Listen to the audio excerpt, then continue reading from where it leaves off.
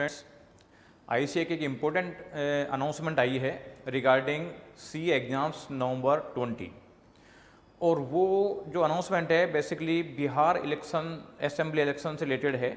कि बिहार में assembly election जो डिक्लेयर हुआ है वो अक्टूबर और नवंबर में है और नवंबर 1 से 18 तक के बीच में आपकी सीए एग्ज़ाम शेड्यूल्ड है। तो ऐसे केस में इलेक्शन के टाइम एग्ज़ाम नहीं होती है तो आईसीएआई ने इसके लिए एक नोटिफिकेशन देके और आपको बताया है कि इसको हमने कॉग्निजेंस में ले लिया है। तो नोटिफिकेशन देखें तो देखो जो आईसीएआई की वेबसाइट है ICAI.org उस पर जाते हैं तो ये आपका नोटिफिकेशन आता है important announcements,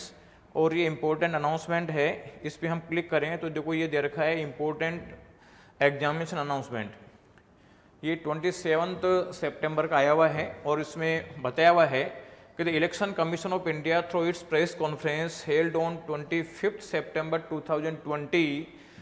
has announced schedule of general election of the legislative assembly of the state of Bihar, whereby election to be state of Bihar is to be held on 28th October। ये जो election date है 28 अक्टूबर, 3 नवंबर and 7 नवंबर,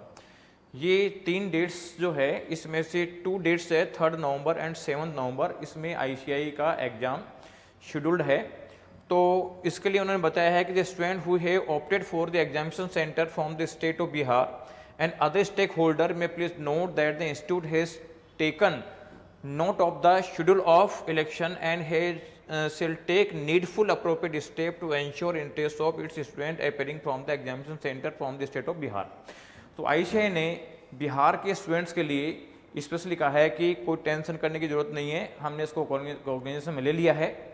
अब ICAI normally ऐसे cases में 2 तरीके से deal कर सकता है, या तो ये इन 2 डेट्स जो क्लेश हो रही है इन डेट्स की एग्जाम को